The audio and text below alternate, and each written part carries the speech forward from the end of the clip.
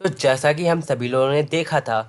जो हमारे जो हेड की शिप होती है, मतलब जो मैरी होती है, वो पूरी तरह से जल जाती है और सभी लोग वहाँ पर रोने लगते हैं और मैरी को अलविदा कहने लगते हैं। जहाँ पर मैरी भी उन लोगों को अलविदा कहती है और वहाँ से चली जाती है, जिसकी वजह से सभी लोग मैरी को याद करके रोने लगते हैं और वो कहते हैं कि मैरी, तुम बहुत ही ज़्यादा अच्छी थी और तुम्हारे जैसा कोई नहीं होगा। और जो लूफी होता है वो बहुत ज़्यादा रोने लगता है और हमें दूसरे सीन में दिखाया जाता है 2 दिन बाद, जहाँ पे हम वाटर सेवन में देखते हैं सब कुछ पहले जैसा हो गया होता है और सभी लोग वाटर सेवन को पहले जैसा बना रहे होते हैं। फिर हम जोरो की तरफ देखते हैं, जोरो होता है उसकी फाइट में तलवार टूट जाती है जो कि उसे एक ओल्ड मैन ने दी थी और जोरो होता है उस पल को याद करने लगता है। फिर हम वाटर सेवन की तरफ देखते हैं जहाँ पर सभी लोग अपने घरों को ठीक कर रहे होते हैं। तभी पाओली वहाँ पर आता है, जिसे देखकर सभी लड़कियाँ फिदा हो जाती हैं और पाओली होता है वो सभी लोग को समझाता है कि क्या क्या उन्हें काम करना है। तो सभी लोग पाओली की बात मान के लग जाते हैं अपने काम की तरफ। फिर हम फ्रैंकी फैमिली मेम्बर की तरफ देखते हैं जहाँ पे सभी लोग काम कर रहे होते हैं। फिर उन्हें याद आता है कि उनका सामान आ गया होगा और वो लोग चले जाते हैं अपने सामान की लेने की तरफ। फिर हम डॉग हेज 1 की तरफ देखते हैं जहाँ पर सभी गलेला कंपनी के लोग उन्हें आगे जाने नहीं दे रहे होते हैं, क्योंकि रिपोर्टर्स होते हैं वो पायलट को देखना चाहते होते हैं। तभी हम जियांट को देखते हैं, जियांट होते हैं वो सभी लोगों की मदद कर रहे होते हैं, जहाँ पर हमारा उसब भी होता है और सभी लोग एक दूसरे से बातें करने लगते हैं और सभी लोग बात कर रहे होते हैं और जो जियांट होते हैं वो बताते हैं कि वो कुछ समय तक यहीं पर रुकेंगे और इन सब की मदद करेंगे, उसके बाद ही वो लोग यहाँ से जाएंगे। फिर हमें आइस बेच और फ्रैंकी की तरफ दिखाया जाता है जहाँ पर आइसबेच काम कर रहा होता है। फ्रैंकी होता है वो आइसबेच से पूछता है कि तुम क्या काम कर रहे हो, जिसकी वजह से आइसबेच बताता है कि वो इस वाटर सेवन को एक शिप बना देगा। जिसे सुनकर जो फ्रैंकी होता है वो बहुत ज़्यादा चौंक जाता है कि वो इस आइलैंड को पूरा शिप बना देगा। जहाँ पे जो फ्रैंकी होता है वो बोलता है कि तुम ये कैसे करोगे। तो आइसबेच होता है वो कहता है कि टॉमसन, हमारे मास्टर ने भी ऐसा किया था और वो कर सकते तो हम भी कर सकते हैं। तो यह बात सुनकर फ्रैंकी भी एग्री कर लेता है। फिर हम देखते हैं फ्रैंकी के पास किसी की कॉल आती है और हमें दूसरी तरफ योकोजुना को दिखाया जाता है जहाँ पे वो स्टुअर्ट से मिलने आता है और कुरोको-san स्टुअर्ट को देख के बहुत ज़्यादा चौंक जाती है क्योंकि वो सोते हुए खाना खा रहा होता है और हमें दिखाया जाता है योकोजुना भी बहुत ज़्यादा चौंक जाता है। फिर हमें दिखाया जाता है कुरोको-san होती है वो नामी के पास जाती है जहाँ पे नामी की वो अजीब सी हालत देख के बहुत ज़्यादा डर जाती है। फिर हमें दिखाया जाता है नामी अचानक से खुश हो जाती है क्योंकि कुछ लोग नामी का सामान लेके आए होते हैं। फिर हमें दिखाया जाता है चॉपर होता है वो निको रुबिन के साथ शॉपिंग करके आ गया होता है, जहाँ पे सांजी होता है वो निको रुबिन का पहले से बहुत ज़्यादा अच्छे से ख्याल रख रहा होता है। जहाँ पर नामी होती है वो चॉपर से कहती है कि हमारा सामान वापस मिल गया, मतलब हमारा अकुनो लगुनो में सामान नहीं बहा था। जहाँ अब ये बात सुनकर चॉपर को भी अच्छा लगता है। फिर हम देखते हैं वहाँ पर फ्रैंकी आता है और वो कहता है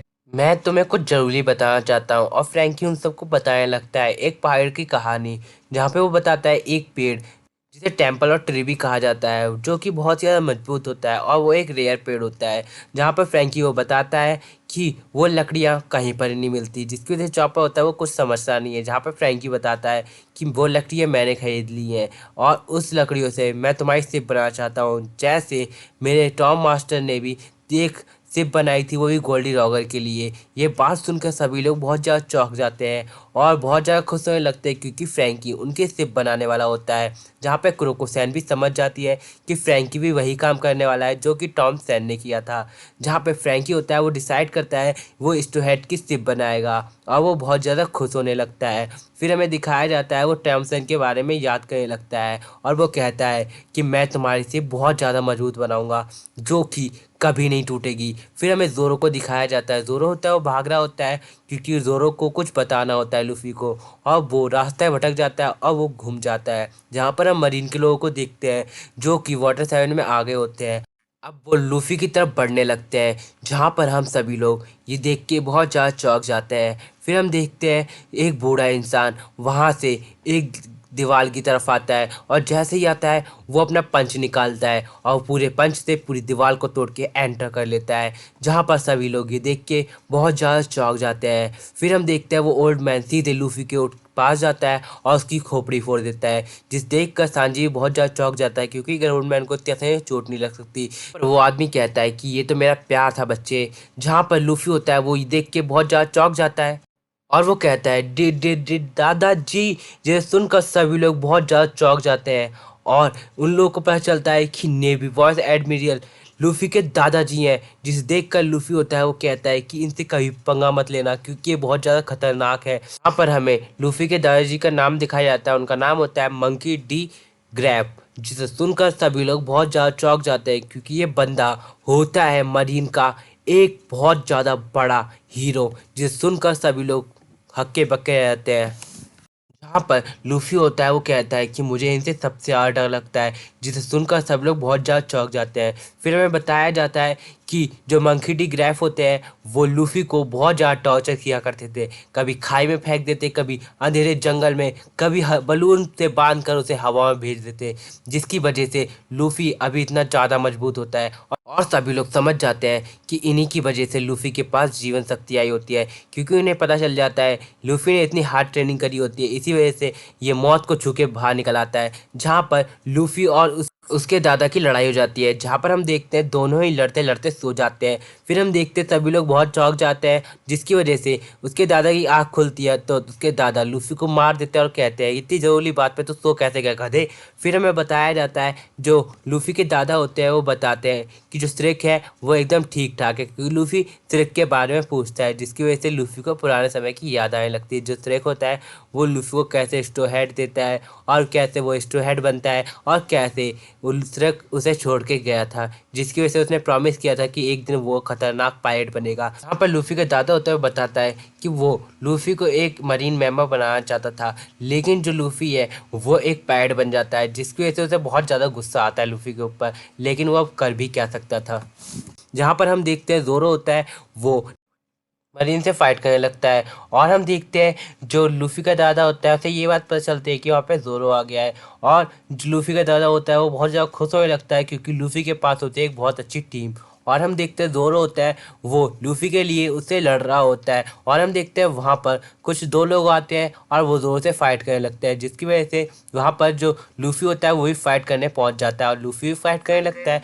और जो लूफी और जोरो होते हैं वो उस ये दादा के लोगों को बहुत आसानी से हरा देते हैं। जहाँ पे हम देखते हैं एक लड़का होता है वो लूफी से हेलो करता है और वो कहता है कि तुमने मुझे पहचाना नहीं, जिसे सुनकर लूफी होता है वो बहुत ज़्यादा चौंक जाता है, और वो लड़का बताता है कि मैं कॉफ़ी हूँ। जो सुन के ये लूफी होता है वो अपने पुराने समय के बारे में सोचने लगता है, वो सोचता है कि उसे एक लड़का मिला तो था जिसका नाम कॉफ़ी था, और ये सब सुन के लूफी होता है बहुत ज़्यादा चौंक जाता है, और उसे याद आता है कि वो लड़का तो बहुत ही ज़्यादा छोटा था और ये लड़का तो बहुत ज़्यादा लंबा है। फिर हमें पता चलता है कि वो लड़का वो कॉपी होता है, जिसे सुनकर जो लूफी होता है वो बहुत ज़्यादा चौंक जाता है कि इतना लंबा कहाँ से हो गया ये, जिसे देखकर जोरो भी थोड़ा चौंक जाता है, और उन्हें लगता है इसने नया कॉम्प्लेन पिया है जो कि रिलीज़ हुआ है। जहाँ पर ये बात सुन के सभी लोग हंसने लगते हैं। फिर हमें दिखाया जाता है वो लोग जोरो और सभी लोग एक दूसरे से बात करते हुए वहाँ से चले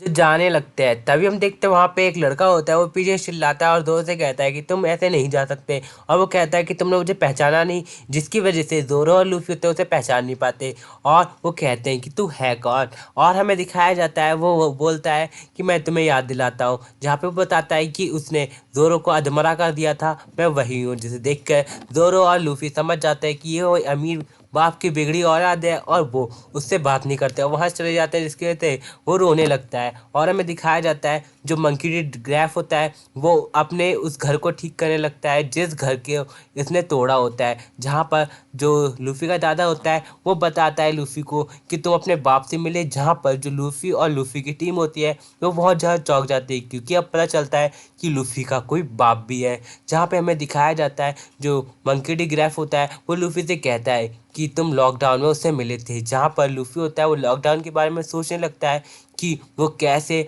बग्गी के पास फंस गया था, जहाँ पे बग्गी था वो लूफी को मारने ही वाला होता है, और लूफी होता है वो वहाँ पे बचने की कोशिश करता है, और उसी टाइम बग्गी होता है वो उसे जान से मारने वाला होता है, जैसे वहाँ पर पायरेट किंग मरा था, जिसकी वजह से लूफी होता है वो हंसते हंसते हमें मरने के लिए तैयार हो जाता है। तभी वहाँ पर एक बिजली गिरती है और लूफी होता है वो बच जाता है और वो ज़्यादा हंसने लगता है और वो कहता है कि मुझे मारने वाला कोई है ही नहीं। जहाँ पर सभी लोग बहुत ज़्यादा चौंक जाते हैं क्योंकि यहाँ पे लूफी का तुक्का लग जाता है। फिर हम देखते हैं वहाँ पर स्मोकर लूफी को पकड़ लेता है, जिसकी वजह से स्मोकर उसे मारने वाला होता है। तभी पीछे से एक ग्रीन ब्लैंकेट में कोई आता है और वो लूफी को बचाता है। अब लूफी को भी ये सब याद आ जाता है, जहाँ पर जो लूफी का दादा होता है वो कहता है कि उसका नाम था रेवोल्यूशनरी ड्रैगन और वही तुम्हारा डैड है। जो सुनकर लूफी होता है वो खुश होता है और सभी मरीन के लोग बहुत ज़्यादा चौंकने लगते हैं और बहुत तेज़ी से सांसें लेने लगते हैं और सभी लोगों को पता चलता है कि जो ग्रैप है उनका बेटा रेवोल्यूशनरी ड्रैगन है